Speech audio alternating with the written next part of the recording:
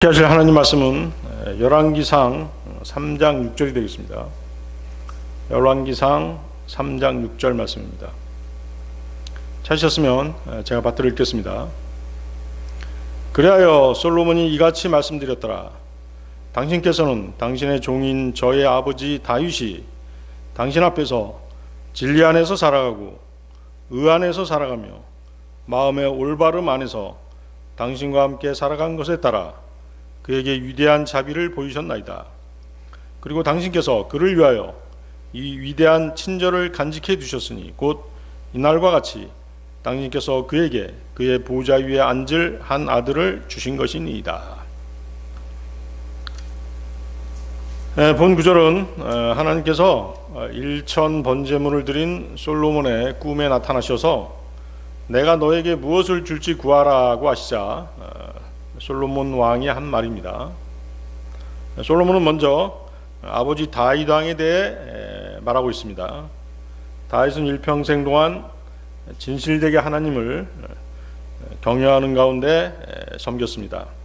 언제나 하나님과 맺은 언약을 바라보며 의로우신 하나님의 구원을 소망하고 거짓 없는 마음으로 하나님의 명령을 지키는 삶을 살았던 것입니다. 본 구절에 그 당신 앞에서 또 거기 당신과 함께 살아간 것에 따라는 다윗이 살아온 전체 인생 여정을 요약해서 보여주는 그런 표현이 되겠습니다. 다윗은 일평생 동안 하나님과 동행하며 언제나 하나님을 바라보며 살았던 것입니다. 그러나 본문의 고백들은 다윗이 하나님께서 주시는 은혜를 받을 만한 어떤 공로를 쌓았다는 것은 결코 아닙니다. 만약 다윗에게 어떠한 공로가 있었다면 하나님의 은혜는 은혜가 될 수 없겠죠. 다윗의 수고와 공로는 그의 자랑이 될 것이기 때문입니다. 그러므로 본문의 표현은 다윗의 공로가 아닌 다윗이 하나님의 은혜에 부응하는 신실한 순종의 삶을 살았음을 밝히는 것으로 이해해야 되는 것입니다. 다윗은 하나님의 본성에 비추어서 하나님의 마음에 맞는 그런 삶을 살았던 사람인 것입니다. 사도행전 13장 22절이죠. 그리고 그분께서 그를 패하신 후에, 누구를 패한 것이에요? 사울을 패하신 것이에요. 그를 패하신 후에 친히 그들의 왕으로 다윗을 그들에게 일으켜 세워주셨느니라.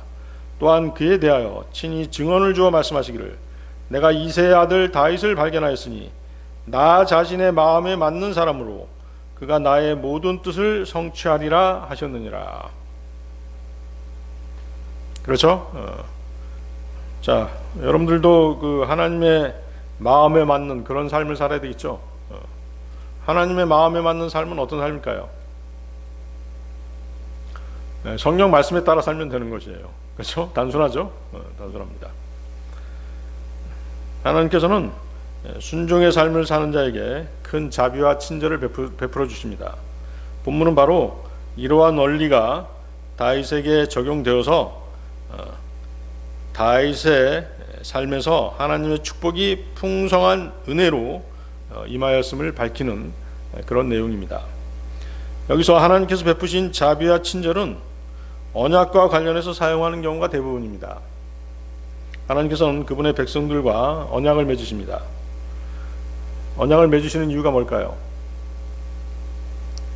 하나님께서는 이스라엘 백성들과도 언약을 맺으셨고 아브라함과도 언약을 맺으셨고 노아와도 언약을 맺으셨고 다윗과도 언약을 맺으셨고 언약을 맺으시죠? 언약을 맺으시는 이유가 뭘까요?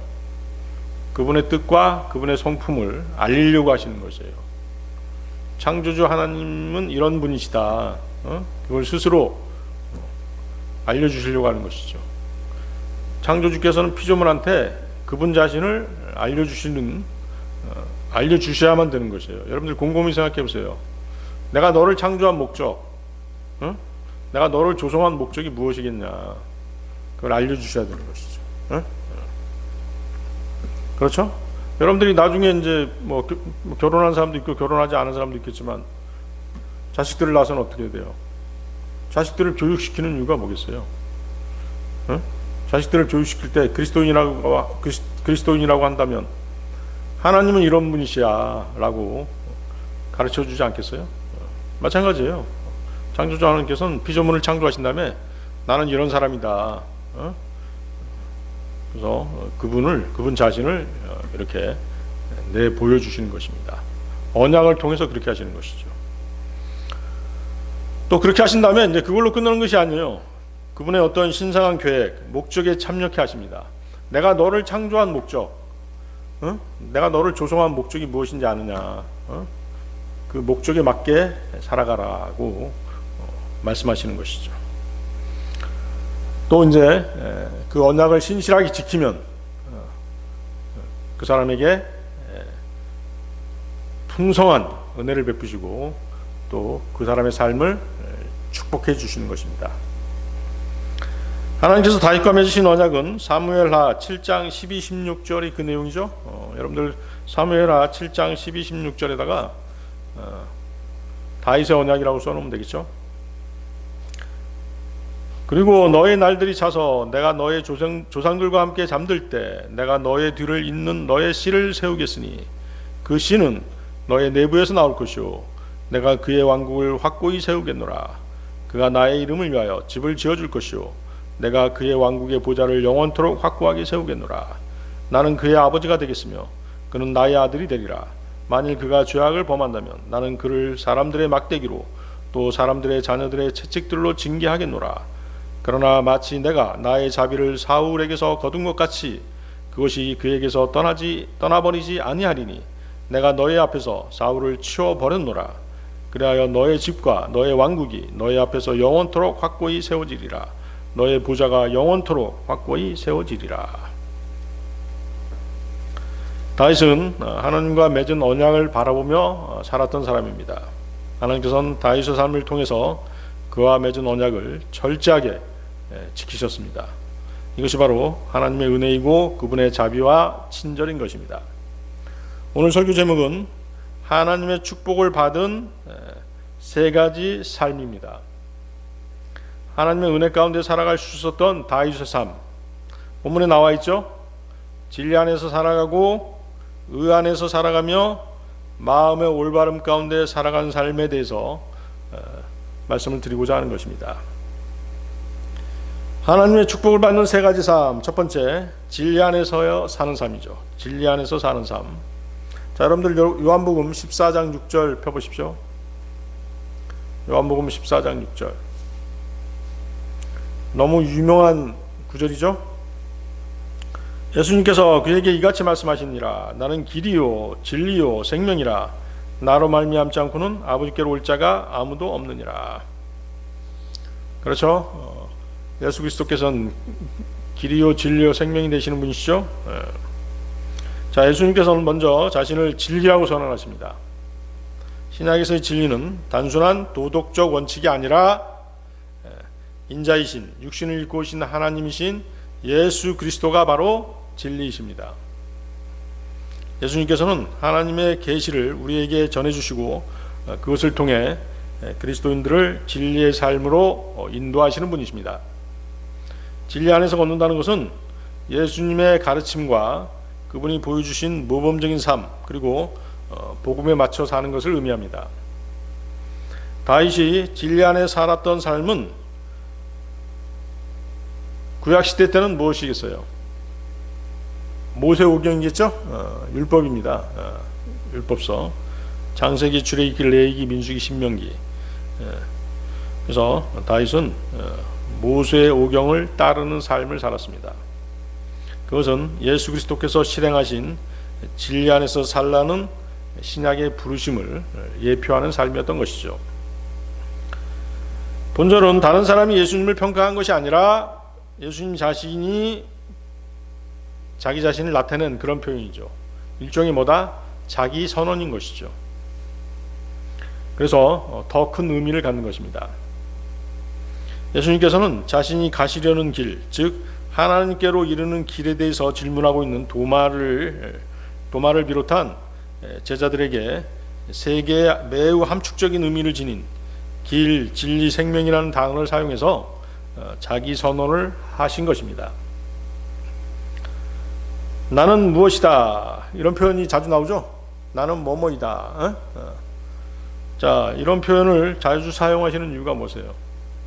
그것은 그분의 존재의 근원이 하나님이시라는 뜻으로 그분의 성호인, 그분의 성호 뭐죠? 구약에서 나는 곧 난이라는 뜻과 같은 것이죠.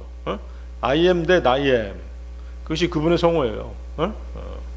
그래서 나는 뭐뭐이다, 나는 생명의 빵이다, 나는 참된 빵이다, 이런 것들이 다 뭐예요? 그분의 성호, 그분의 이름인 것이죠. 그분의 본성인 것입니다. 그래서 출애굽기 3장 14절 보면 이에 하나님께서 모세에게 말씀하시기를 나는 곧 나니라 하셨느니라. 이어서 그분께서 이같이 말씀하셨느니라. 너는 이스라엘 자녀들에게 이와 같이 말할지니 나이신 분께서 나를 너희들에게 보내셨도다 하라. 나이신 분, 나는 곧 나니라, 이런 성호를 가진 신이 어디 있겠어요? 세상에 수많은 신이 있잖아요. 인간이 신이 된 경우도 있고, 무수히 많은 신들이 있죠. 알라라든지 뭐 부처라든지 무슨 별시하는 신들이 많잖아요. 나무 조각을 깎아서 신이라고 부르는 것도 있고, 별시하는 신들이 많지만 나는 곧 나니라는 이런 이름을 가진 분은 오직 창조자 하나님 한 분뿐이신 것이죠. 그래서 예수님께서는 도마의 질문에 대답하시면서 자신이 하나님이심을 이러한 자기 선언을 통해서 밝히신 것이죠. 그렇죠? 예를 들어서 나무로 깎아놓은 신을 집에다 모셔놓고 도대체 당신이라고 하는 신은 속성이 무엇입니까? 물어보는 사람 있어요? 물어보는 사람 있냐고. 물어보는 사람 없죠? 썩은 고목나무에다가 막 이렇게 줄 같은 거 걸어놓고 거기서 기도하고 썩은 고목나무 섬기는 사람도 있잖아요. 뭐 정한수 떠놓고 손바닥 비는 사람도 있고. 그런 우상에게다가 당신의 속성이 무엇입니까? 라고 물어봤을 때 대답을 하냐고요. 절대 대답 못하죠. 그렇지만 하나님께서는 얘기하시잖아요. 나는 길이다, 나는 진리다, 나는 생명이다. 이게 바로 자기 계시인 것이죠. 이게 하나님이라고 하는 증거인 것이에요. 이렇게 자기 계시를 할 수 있는 신은 없어요, 세상에. 다른 종교 경전을 보라고. 왜냐하면 자기들이 피조물이기 때문에 그런 것이죠. 불교 경전? 아무리 들여다보세요. 100번을 들여다봐도 자기 계시가 없어요. 뭘 깨달았다는 둥, 뭐가 어쩌다는 둥, 뭐가 어쩌다는 둥, 설명은 잔뜩 하고 있지만 자기에 대해서 계시하지 않습니다.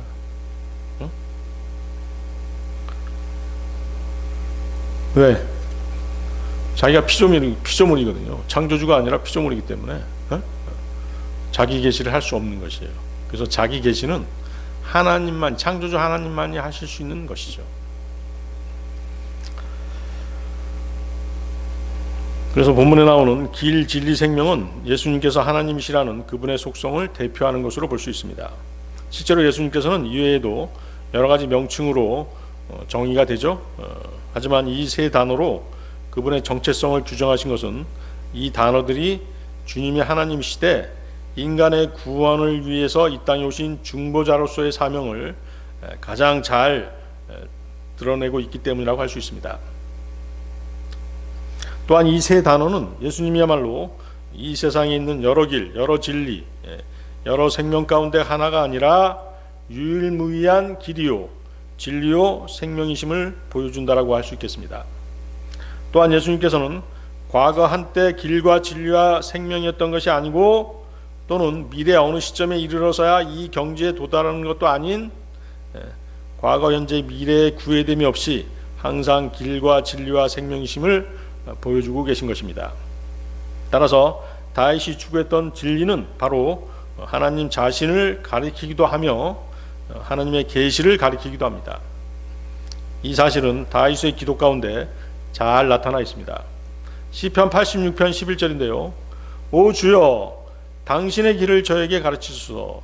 제가 당신의 진리 안에서 살아가겠나이다. 제 마음이 당신의 이름을 두려워하는데 열중하게 하소서. 예, 하나님의 말씀을 알면 알수록 하나님을 두려워하게 되는 것이에요. 하나님을 두려워하지 않는 사람은 하나님에 대한 지식이 없는 사람인 것이죠. 예? 하나님에 대한 믿음도 없을 뿐더러 하나님에 대한 지식도 없기 때문에 하나님을 두려워하지 않는 것입니다. 하나님은 알면 알수록 두려운 분이시라는 것을 철저히 깨닫게 되는 그런 분이신 것이죠. 시편 119편 30절, 제가 진리의 길을 선택하였나이다. 제가 주의 법규들을 제 앞에 두었나이다. 예, 대단하죠? 세상에 있는 수많은 길 중에서 진리의 길을 선택하였나이다 라고 결심할 수 있는 사람이 몇 사람이나 되겠어요.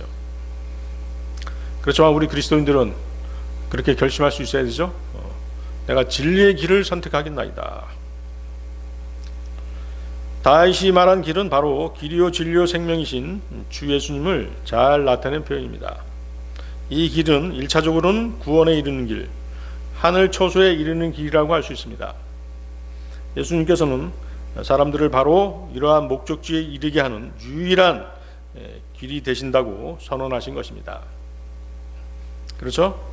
그래서 나로 말미암지 않고는 아버지께로 올 자가 아무도 없느니라. 그렇게 말씀하시잖아요. 육신을 입고 오신 하나님께서는 구원을 위한 중보자로서 사람들을 하나님께로 이끄시는 분인 동시에 그분 자신이 구원 그 자체로서 사람들을 자신에게로 오게 하시는 분이신 것입니다. 따라서 예수님께서 자신을 그 진리, 여러분들 그 앞에 다 정관사가 붙어 있죠? 더 웨이, 더 트루스, 더 라이프, 더 정관사가 붙어 있잖아요. 그렇죠?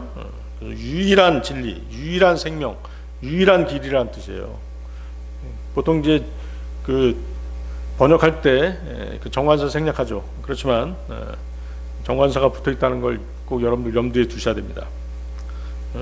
예수님께서는 자신을 그 진리라고 하신 것이에요. 그 진리, 유일한 하나님이시며 바로 하나님의 계시를 공표하시고 실현하시는 분이심을 보여주신 것입니다. 생명 역시 바로 하나님의 속성이죠. 요한복음 5장 26절인데요.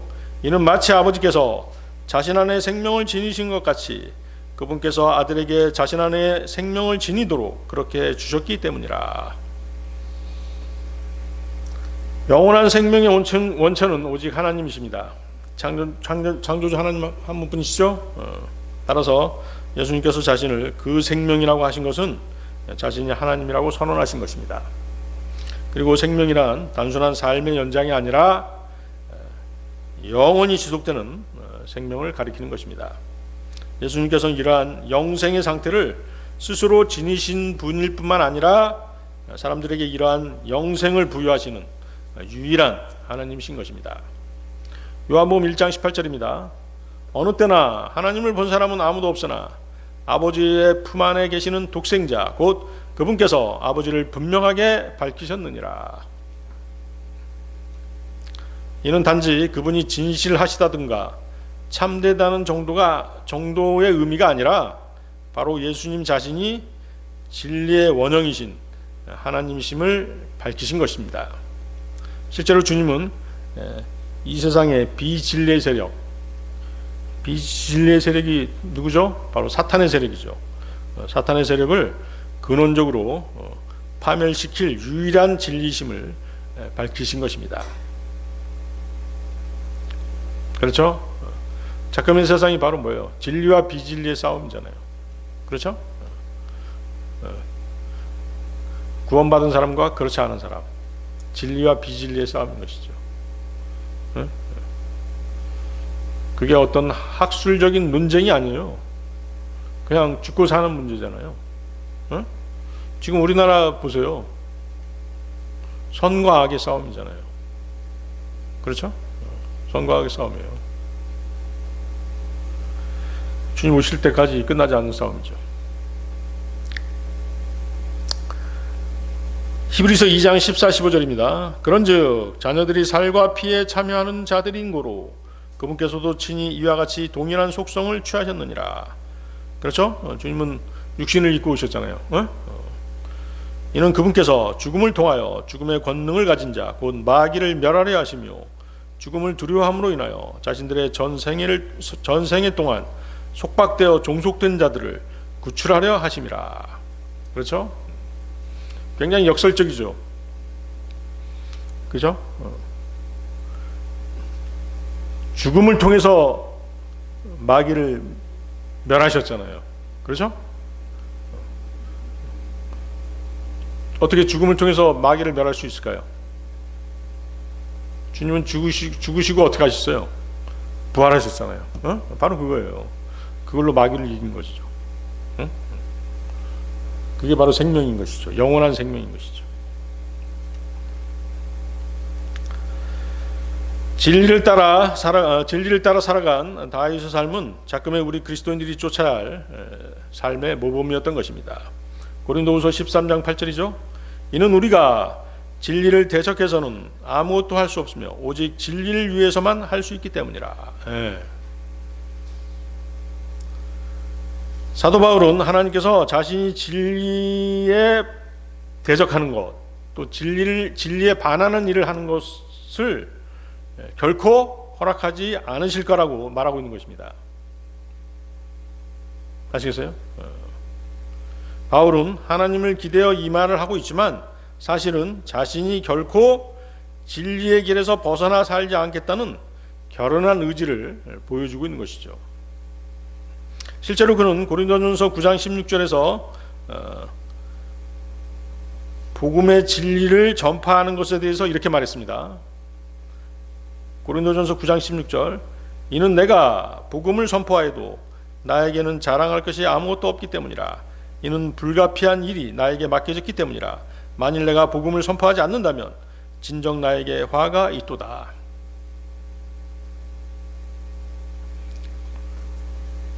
이 말이 뭐겠어요? 나는 무조건 복음을 전파하며 살아야 된다. 다시 말하면 오직 진리를 위해서만 살겠다는 것이잖아요. 복음의 진리를 위해서. 또 기타 하나님의 말씀, 하나님의 말씀이 다 진리잖아요. 그 진리를 위해서만 살겠다. 그렇죠? 여러분은 어떻습니까? 바울 사도와 같은 그러한 각오로 진리 안에서 살아가야 되지 않겠습니까? 진리를 통해서 진리로 구원받았기 때문에 그 진리를 따르는 삶을 살아야 하는 것이 그리스도인의 본분인 것이죠. 다윗 왕은 그러한 삶을 살았던 것입니다. 그렇기 때문에 하나님의 자비와 친절을 입었던 것이죠. 하나님의 축복을 받는 세 가지 삶, 두 번째, 의 안에서 사는 삶입니다. 의 안에서 사는 삶. 자, 여러분들 마태복음 6장 33절 보세요.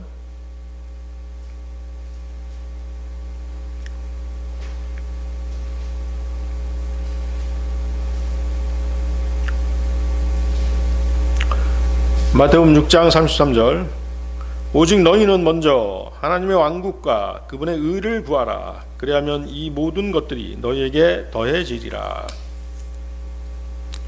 자, 본절은 산상설교의 절정을 이루는 그런 구절이 되겠습니다. 예수님은 하나님의 의를 구하는 것이 하나님의 왕국과 더불어 가장 우선임을 강조하십니다. 그렇죠? 하나님의 왕국과 그분의 의를 구하라 이렇게 말씀하시잖아요. 하나님의 왕국, 킹덤 오브 갓이죠. 자, 여러분들 하나님의 왕국 우리 여러 번 공부했잖아요. 하나님의 왕국은 여기 처음 등장하는 그런 단어인데요. 하나님의 왕국은 또 하나님의 왕국 말고 뭐가 있어요? 킹덤 오브 갓 말고 킹덤 오브 헤븐이 있죠. 하늘의 왕국이 있죠. 하늘의 왕국. 하늘의 왕국과 달리 하나님의 왕국, 킹덤 오브 갓은 영적인 왕국이죠. 영적인 왕국이기 때문에 눈에 보이지 않습니다. 거듭나야지만이 들어가는 그런 왕국이죠. 그러니까 우리들은 다 뭐예요? 우리 거듭난 그리스도인들은 다 하나님의 왕국의 시민인 것이죠. 백성인 것이죠. 반면 하늘의 왕국은 킹덤 오브 헤븐은 실제적이고 문자적인 나라로서 주 예수님이 재림하시면 이 땅에 세워질 주님이 다스리는 왕국인 것입니다. 아시겠어요? 그래서 이제 하늘의 왕국이 세워지면 대환란이 끝난 다음에 바로 이제 천년왕국이 시작되잖아요. 그게 바로 하늘의 왕국이에요. 천년왕국이. 그 하늘의 왕국에 뭐가 합쳐지는 것이에요? 그 하나님의 왕국이 합쳐지는 것이죠. 아시겠어요?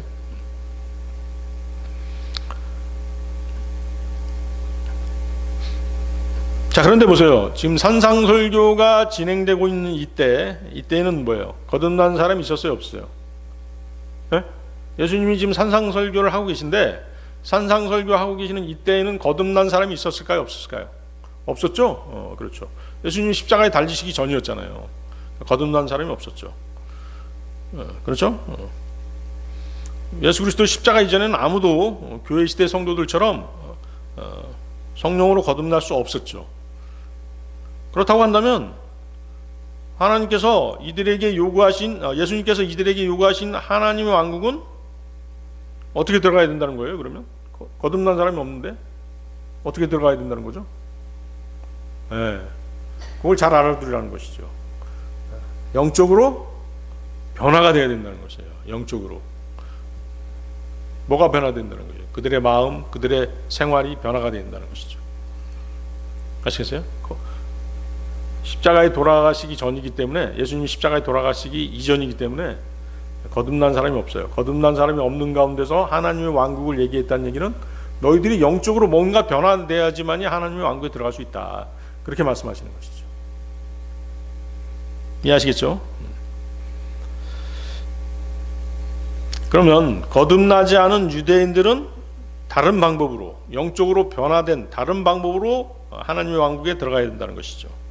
그렇죠? 예수님께서 지금 십자가에 달리시지 않으셨기 때문에, 그러므로 영적으로 변화돼야 하는 그 방법은 어떤 방법일까요? 예수님이 왔을 때 유대인들은 뭘 행하고 있었어요? 율법을 행하고 있었죠? 바로 그거죠. 율법으로 완전한 의를 행하는 것, 이것이 영적으로 변화되는 것이에요. 아시겠습니까? 유대인들은 율법을 받았지만 율법을 온전히 행했어요, 안 했어요? 행하지 못했잖아요. 그렇죠? 율법으로 완전한 의를 행해야지만이 하나님의 왕국에 들어갈 수 있다, 이렇게 말씀하시는 것이죠. 따라서 구약 시대의 의는 주님의 의가 아니라 뭐였다? 율법의 의였죠. 그것은 자기 믿음에 의한 의였던 것이죠. 이해하시겠어요? 그래서 하박국 2장 4절에 뭐라고 말씀하십니까? 그러나 의인은 자기 믿음으로 말미암아 살리라. 자기 믿음으로 말미암아 살리라. 자, 우리 지금 교회 시대, 이 은혜 시대 때는 그럼 누구의 믿음으로 사는 거예요? 그렇죠. 하나님께서 우리에게 주신 믿음으로 사는 거지. 주님의 믿음으로 사는 것이에요. 아시겠습니까? 여러분들 갈라디아서 한번 보세요. 갈라디아서.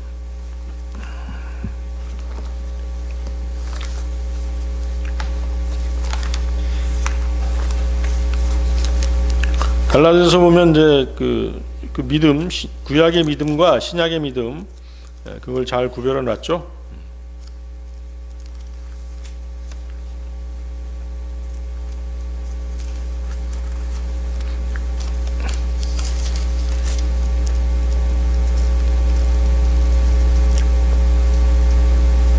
여러분들 20절 보세요. 2장 20절.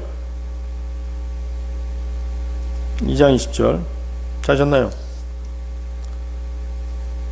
내가 그리스도와 함께 십자가에 못 박히나 그럼에도 나는 살아있노라. 그러나 내가 아니라 오직 그리스도께서 내 안에 사시는 것이라. 그런즉 이제 내가 육체 안에서 사는 삶은 나를 사랑하시어 나를 위하여 자신을 주신 하나님의 아들의 믿음으로 사는 것이라. 자, 거기다 밑줄 치면 되겠죠? 누구의 믿음이에요? 하나님의 아들의 믿음이잖아요. 신약 그리스도인들은 하나님의 아들의 믿음, 주 예수님의 믿음으로 사는 것이에요. 그렇지만 구약 성도들은 어떤 믿음? 자기 믿음. 그러나 의인은 자기 믿음으로 말미암아 살리라, 이렇게 얘기하잖아요. 그 차이점을 알겠죠? 그래서 구약 시대의 성도들 보세요. 아벨은 어떻습니까? 아벨은 하나님께서 시키신 대로 양떼의 첫 배 새끼들 중에서 살찐 것들을 바쳤죠. 노아는 하나님께서 방주를 지으라고 하셨을 때 순종했고 하나님께서 홍수로부터 그를 지켜주실 것을 믿었던 것이죠. 그래서 120년 동안 방주를 지었던 것이에요. 아브라함은 하늘의 별들처럼 많은 자손을 갖게 되리라는 하나님의 약속을 믿는 믿음으로 의롭게 여겨졌어요. 그러다가 세월이 흘러 독생자 이삭을 번제물로 바침으로써 그의 믿음을 인정받아서 의롭게 되었던 것이죠. 야고보서 2장 21절이죠. 우리 조상 아브라함이 자신의 아들 이삭을 제단 위에 바쳤을 때 그가 행위들로 정당함을 입증받지 아니하였느냐. 이삭을 바친 그 행위로 정당함을 입증받았다. 의롭게 되었다는 것이죠. 그래서 지금 열거한 이런 사람들 중에 어느 누구도 저와 여러분처럼 예수 그리스도를 믿는 믿음으로 구원받은 사람은 없었던 것입니다. 구약의 믿음과 신약의 믿음의 차이를 이해하시겠어요? 신약의 믿음은 뭘 믿는 거예요? 신약의 믿음은 예수 그리스도께서 죄인을 위해 하신 일을 믿는 믿음이죠. 예수 그리스도께서 우리를 위해서 하신 일을 믿는 믿음이에요. 구약의 믿음은 하나님께서 그 사람에게 하라고 시킨 일을 순종해서 행하는 믿음이죠. 행하는 믿음. 아시겠어요? 우리는 믿는 믿음.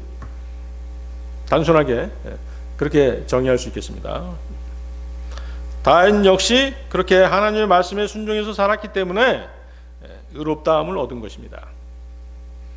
신약 성경에서의 의는 오직 예수 그리스도를 믿는 믿음으로 주어지는 것입니다. 로마서 4장 5절이죠. 그러나 일하지 아니하더라도 불경건한 자의 정당함을 입증하시는 분을 믿는 자는 그의 믿음이 의로 여겨지느니라. 자, 여러분 한번 생각해 보세요. 하나님이 명령하신 것을 행하지도 않았을 뿐더러 죄와 허물 가운데 살고 있었고 하나님께 불경건했었죠. 누가? 우리들이 그랬잖아요. 그렇죠? 과거 그랬었죠. 구원받기 전에.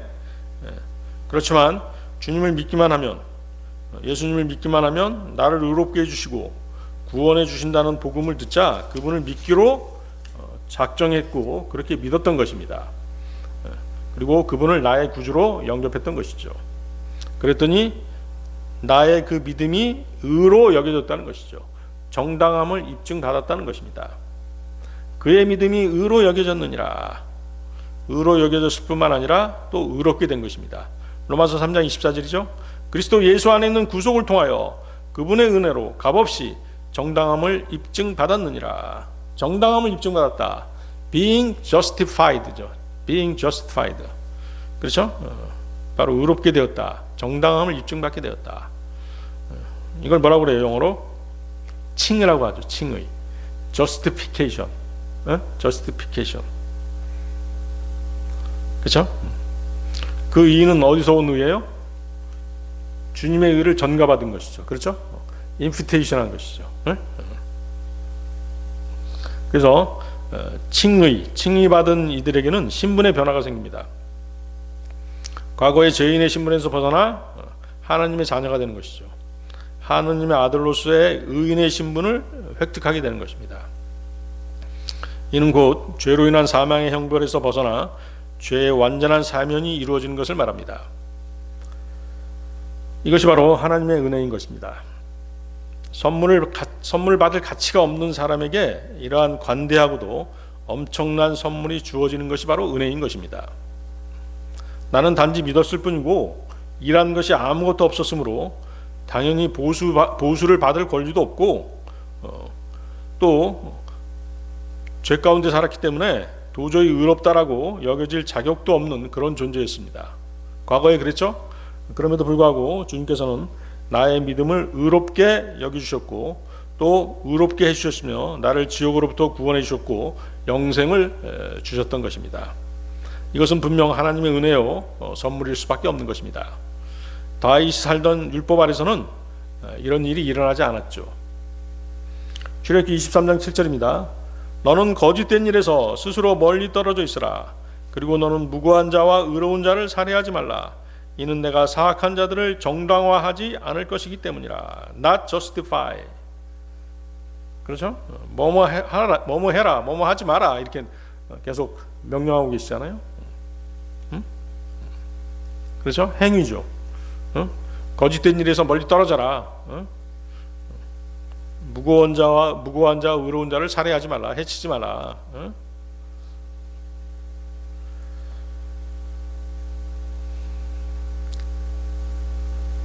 다윗은 어때요? 하나님 앞에 완전하게 행했나요? 그렇지는 않았었죠. 다윗도 죄를 지은 적이 있었죠. 성경에 나오는 가장 치명적인 죄 뭐 있었나요? 밧세바와의 간음죄를 지었었죠.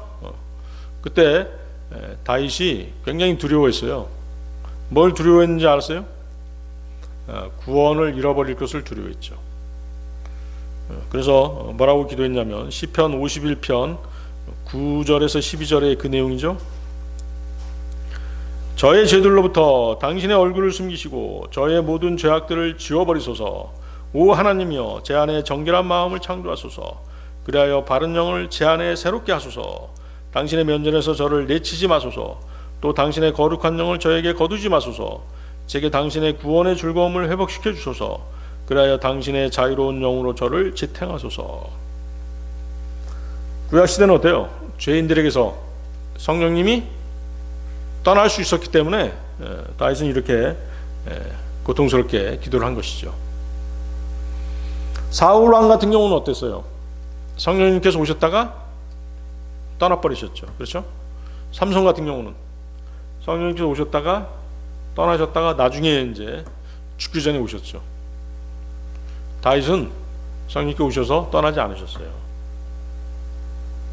왜 그랬을까요? 이렇게 철저하게 범죄를 했어도 철저하게 회개하는 마음이 있었기 때문에 그런 것이죠. 그런데 어때요? 지금 이 교회 시대, 은혜 시대에서는 구원받은 저와 여러분에는 어떤 일이 있을까요? 성령님이 떠나실까요? 안 떠날까요? 떠나시지 않죠? 그것이 바로 구원의 영원한 보장이에요. 어떤 경우에도 떠나지 않으시죠. 에베소 4장 30절이 바로 그 말씀이죠. 그리고 하나님의 거룩한 영을 비통하게 하지 말라. 그분으로 말미암아 너희가 구속의 날까지 인장을 받았느니라. 인장을 받았느니라. 꽝 도장을 찍어놨다는 얘기예요. 어? 아시겠어요?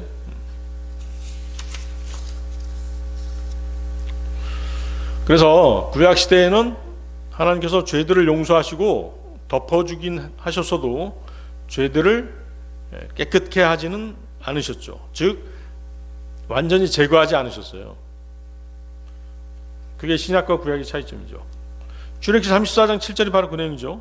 나는 수천에게 자비를 간직하여 죄악과 불법과 죄를 용서하되 어떤 방식으로도 유죄인 자들의 죄를 없애버리지는 아니하나니 아버지들의 죄악을 벌하여 자녀들 위와 자녀들의 자녀들 위에 영향을 끼치게 하고 3대와 4대까지 이르게 하느니라. 구약 성도들의 죄는 율법 시대 때 어땠어요? 뭘로 죄를 덮었죠? 율법 시대 때 동물의 피였죠. 동물의 피로 죄를 덮은 거예요. 죄가 제거되지 않았던 것이죠. 응? 그러면 구약 성도들의 죄가 완전히 제거되는 때는 언제예요? 바로 예수님이 십자가에서 피를 흘렸을 때는 것이죠. 그때 완전히 제거된 거예요. 아시겠어요? 히브리서 11장 40절 한번 보세요. 히브리서 11장 40절. 예수 그리스도의 피 흘림이 있어야지만이 구약 성도들도 완전히 죄가 제거되는 것이에요. 그때까지는 동물의 피로 죄를 사했기 때문에 죄가 덮어져 있었던 것뿐일 것이죠. 죄가 가려져 있을 뿐이었어요. 자, 히브리서 11장 40절. 하나님께서 우리를 위하여 더 좋은 어떤 것을 제공하였으니 그들로 하여금 우리 없이는 완전하게 되지 못하게 하려 하심이라. 우리 없이는, 우리 신약 그리스도인들의 죄를 제거하기 위해서 예수님께서 피를 흘리실 때까지, 그때까지는 죄가 완전히 제거되지 않았던 것이에요. 아시겠죠? 그렇지만 이제 예수님이 오셔서 십자가에서 피를 흘리시고 그때 죄가 제거된 것이죠. 그러니까 구약 시대 때 구약 성도들은 어땠어요? 죽으면은 하늘나라에 갈 수 있었어요, 없었어요? 하늘나라에 갈 수 없었죠. 거룩한 하나님이 계신 곳으로 갈 수 없었죠. 왜? 죄가 완전히 제거되지 않았기 때문에 셋째 하늘에 갈 수 없었던 것이에요. 어디로 갔었죠? 지하 낙원으로 갔었던 것이죠. 그렇죠. 지하 낙원에 있다가 주님께서 십자가에서 죽으시고 부활 승천하실 때 그들을 데리고 올라가셨던 것이죠. 에베소 4장 8절, 이런 이유로 그분께서 이같이 말씀하시느니라. 그분께서 높은 곳으로 올라가셨을 때 그분께서 포로들을 사로잡아 인도하셨으며 사람들에게는 선물들을 주셨도다. 구약의 의와 신약의 의 차이점 아시겠죠? 다시 한번, 구약의 의는 구약의 믿음, 신약의 믿음, 구약의 의, 신약의 의 거의 같은 의미입니다. 신약의 믿음은 예수 그리스도를 믿는 믿음이죠. 예수님이 하신 일을 믿는 것이에요. 구약의 믿음은 하나님께서 그 사람에게 시킨 일을 순종해서 하는 믿음이죠. 행하는 믿음이에요. 아시겠죠? 자, 하나님의 축복을 받는 세 가지 삶. 세 번째, 마음의 올바름 가운데 살아가라. 마음의 올바름 가운데 살아가라. 자, 마음의 올바름, 거기 영어 보세요. In uprightness of heart죠. 마음이 곧다 이런 뜻이죠. 마음이 곧다, 바르다 이런 뜻입니다. uprightness. 좀 더 쉬운 말로 하면 뭘까요? 정직한 마음이죠. 정직한 마음. 바울은 믿는 사람들에게 세상에 대한 증거로서 정직하고 흠없는 삶을 살 것을 권고하고 있는 것입니다. 정직한 마음은 거짓이 없는 고든 마음으로 하나님의 명령에 순종하는 삶을 말하는 것이죠. 응?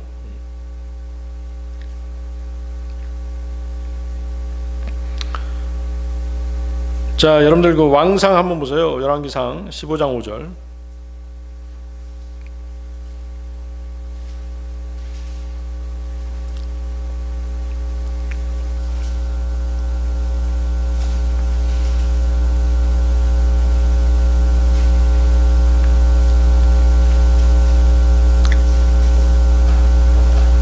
찾으셨나요? 열왕기상 15장 5절. 이는 다윗이 히타이트족 우리야 사건만을 제외하고는 주의 눈들에 옳은 것을 행하여 그분께서 그에게 명령하신 어떤 것에서도 그의 생애의 모든 날들 동안 벗어나지 아니하였기 때문이라. 그렇죠? 다윗에게서 성령님께서 떠나시지 않은 이유, 구원을 잃어버리지 않는 이유가 나오고 있는 것이죠. 우리야 누군지 알죠? 우리야 히타이트족의 우리야, 바세바의 남편이었잖아요. 바세바하고 그 간음한 다음에 우리야를 그 전선의 그 최전선으로 내보냈죠. 최전방으로 내보내가지고 죽게 했잖아요. 그래서 다윗은 간음죄, 살인죄, 또 권력을 이용해서 사람을 죽이게 한 그런 심각한 죄를 저질렀던 것이죠. 그렇지만 다윗의 이러한 마음을 보시고 하나님께서는 용서하신 것이에요. 자, 여러분들 그 빌립보서도 한번 보세요. 빌립보서 2장 14, 15절. 빌립보서 2장 14, 15절.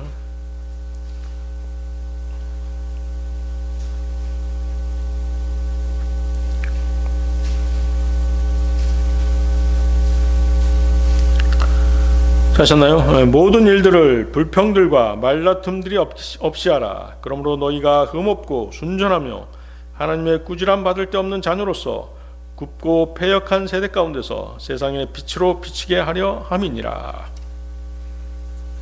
자, 여기 이제 15절은 14절의 권면의 목적이라고 말할 수 있죠. 왜 불평들과 말다툼들이 없이 행해야 하는가를 보여주는 것이죠. 그것은 바로 흠없고 순전하며 하나님의 꾸지람 받을 데 없는 자녀로서 굽고 패역한 세대 가운데서 세상의 빛으로 비추게 하기 위해서라는 것이죠. 그렇죠?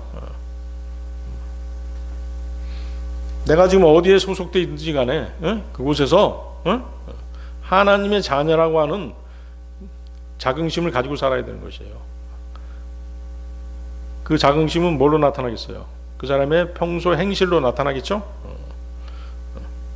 세상의 빛으로 비추게 하기 위해서다. 그렇죠? 이 세상은 굽고 패역한 세대예요. 거기 나오잖아요. 세상 자녀들, 세상 사람들은, 구원받지 않은 세상 사람들은 그야말로 뭐예요? 굽고 패역한 세대라는 것이죠. 그런 가운데 우리 그리스도인들은 흠없고 책망할 것이 없는 그런 사람이어야 된다는 것입니다. 그러니까 하나님께로부터나 혹은 세상 사람들로부터 비판이나 비난을 받을 것이 없는, 즉 손가락질을 당하지 않는 그런 삶을 살라는 것입니다. 흠없고 책망할 것이 없다. 어디서 들어본 얘기죠? 구약에서 하나님께 바치는 제물의 요건이 바로 그것이죠. 점도 없고 흠도 없는 그런 제물을 바쳤죠. 또한 예수님께서는 점도 없고 흠도 없는 어린 양으로 하나님께 드려주셨죠. 베드로전서 1장 19절이죠. 오직 흠없고 점없는 어린 양의 피 같은 그리스도의 보배로운 피로 구속된 것이라. 거기 순전하며라고 나오죠. 순전하면은 이제 불순물이 섞이지 않았다는 것이죠. 혼합되지 않았다는 것입니다. 그래서 이 단어는 원래 포도주에 물을 섞거나 금속에 불순물이 섞인 경우처럼 이질적인 것이 섞이지 않는 것을 나타내는 그런 단어예요. 순전하며. 그래서 이제 그 의미가 보다 확대돼서 본절에서처럼 순결하고 깨끗하다는 그런 의미로 사용되는 것입니다. 비슷한 단어들이 있죠. 비슷한 성경 구절이 있죠. 마태복음 10장 16절인데요. 너희는 뱀들같이 지혜롭고 비둘기같이 무예하라. 또 로마서 16장 19절. 나는 너희가 선한 것에 지혜롭고 악한 것에 관하여는 미련하기를 바라노라. 그렇죠? 선한 것에 지혜로워야 된다는 것이죠. 악한 것에 미련하고. 근데 세상 사람들은 어때요? 반대죠. 악한 것에 지혜롭죠. 선한 것에 미련합니다. 그래서는 안 되죠. 선한 것에 지혜롭고 악한 것에 미련해야 되죠. 거기 굽고 패역한 세대 가운데서, 자, 굽었다라고 하는 것은 하나님의 말씀이 제시하는 길에서 벗어난다는 것이죠. 하나님의 말씀이 제시하는 것에서 벗어나요. 그래서 구부러지고 뒤틀린 것을 말하는 것이죠. 딴 길로 가는 것이에요. 결국 하나님이 제시한 길로 안 가고 딴 길로 가는 것이죠. 패역하다라고 하는 것은 정도에서 벗어나 왜곡되어 있는 상태를 말합니다. 그래서 굽고 패역한 세대는 불법적이고 사악하고 왜곡된 세상의 모든 그 사상을 포함한 모든 세태를 말한다고 볼 수 있겠습니다. 자, 그러면 우리나라에서 벌어지는 일들을 한번 보세요. 공의롭지 못하죠? 법이 먼저 공의롭지 못해요. 법이 공의롭지 못하기 때문에 이런 일들이 벌어지잖아요. 법이 있어도 어때요? 판사가 올바르게 판결하지 않기 때문에 이런 일들이 벌어진 것이에요. 응? 법을 아전인수격으로 자기들이 옳다는 대로 해석해서 이 혼란이 일어난 것이죠. 응? 이것이 선악과를 먹은 선악과에 대한 저주죠. 결과적으로는 구원받지 않은 세상 사람들 입장에서는 무엇이 선이고 무엇이 악인지 모를 정도로 혼란스러운 상태인 것입니다. 마치 이스라엘의 사사시대처럼 하나님의 말씀이 없었기에, 또 하나님의 말씀을 전해줄 지도자가 없었기에 사람들이 자신들이 옳다라고 믿는 대로 멋대로 행동하는 것이 바로 작금의 세상인 것입니다. 사사기 21장 25절이죠. 그 당시에는 이스라엘의 왕이 없었으니 각 사람마다 자기 자신의 두 눈에 옳은 것을 행하였더라. 자기 기준이 바로 선인 것이죠. 응? 자기 생각이 바로 모든 것의 잣대가 되는 것이에요. 위험하죠? 위험합니다. 하나님의 말씀이 기준이 돼야 되고 하나님의 말씀이 모든 척도가 돼야 되는데 자기 생각, 자기 뜻이 기준이 되다 보면 혼란스러울 수밖에 없는 것이에요. 이 땅에 진리이신 진정한 왕 주 예수님이 오셔야만 이러한 혼란이 진정될 것입니다. 이 굽고 패역한 세대라는 표현은 하나님의 말씀을 거스려 행한 이스라엘 백성에게 모세가 사용했던 표현이죠. 신명기 32장 5절입니다. 그들은 스스로 부패하였나니 그들의 흠은 그분의 자녀들의 흠이 아니니라. 그들은 삐뚤어지고 뒤틀린 세대니라. 바울은 당시의 상황을 과거 이스라엘이 하나님의 뜻을 거스려 패역하게 행하던 모습과 동일시하고 있음을 알 수 있습니다. 예수 그리스도께서도 하나님의 뜻을 저버리는 당시의 세대를 악하고 음란한 세대, 믿음이 없고 삐뚤어진 세대라고 책망하셨던 것입니다. 빌립보 성도들은 바로 그러한 세대의 한복판에 서 있는 것입니다. 당시의 빌립보 성도들뿐만 아니라 모든 시대의 그리스도인들이 다 굽고 패역한 세대의 한복판에 서 있는 것입니다. 그런 상황에서 굽고 패역한 세대에 물들이지 않고 그 세대를 거슬러 올라가고 변혁시키는 것이 생명의 주를 믿는 성도들의 책임이라고 할 수 있는 것입니다. 과거 이스라엘은 굽고 패역한 자들로서 하나님의 자녀의 모습이 아니라 흠있고 책망받는 모습으로 살아갔습니다. 그렇지만 그리스도인들은 그러한 세대 속에서 흠없는 하나님의 자녀로 살아야 한다라고 바울은 권면하고 있는 것입니다. 이러한 삶은 오직 하나님의 말씀에 순종해서 정직한 삶을 살 때에만 비로소 가능한 것입니다. 빌립보서 2장 13절도 보십시오. 그 바로 위에 빌립보서 2장 13절, 이는 너희 안에서 역사하시어 그분의 선한 기쁨에 속한 것에 뜻을 두게 하시고 행하게도 하시는 분은 하나님이시기 때문이라. 그분의 선한 기쁨에 속한 것에 뜻을 두게 하시고 행하게도 하시는 분은 하나님이시라. 바울은 빌립보 성도들의 순종을 통해서 바로 이러한 하나님의 은혜 안에서 흠없는 하나님의 자녀가 되기를 권면한 것입니다. 자, 오늘 설교의 결론입니다. 솔로몬 왕은 그의 아버지 다윗 왕이 하나님과 함께 신실하게 걸었던 삶을 회상하고 있습니다. 다윗이 추구했던 삶은 진실, 의로움, 정직함으로 특징 주어집니다. 이러한 그의 삶은 진리를 추구하고 믿음을 통해 의로움을 나타내고, 믿음의 행위죠. 의로움을 나타내고 그리스도인들이 세상의 빛으로서 정직한 삶을 살도록 부르시는 예수 그리스도를 통해 신약에서 성취되고 실행되고 있는 것입니다.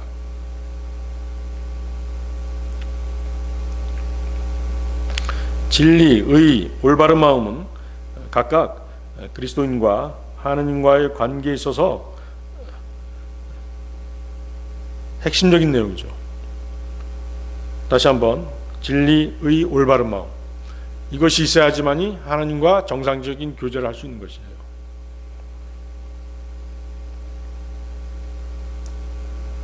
또한 이 세 가지는 다른 그리스도인들에게도 모범으로 보여줄 수 있는 아름다운 간증으로 남겨줄 수 있는 것입니다. 솔로몬은 아버지 다윗의 하나님을, 다윗이 어떻게 행하는지를 계속 지켜본 사람이에요. 그렇죠? 다윗의 하나님을 향한 신실함을 지켜보았고 인정했으며 또 그렇게 본받기를 원했던 것입니다.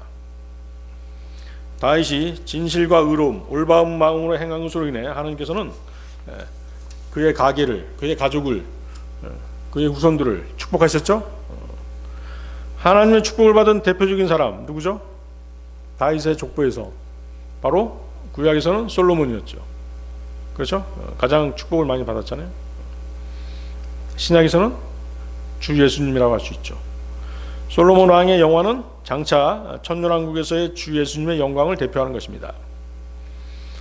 우리 그리스도인의 믿음 생활 역시 진실한 삶, 의로운 삶, 올바른 마음으로 행하는 삶을 살아가는 것이 하나님의 은혜와 축복 가운데 사는 삶임을 잊어서는 안 될 것입니다. 다 같이 기도하시겠습니다.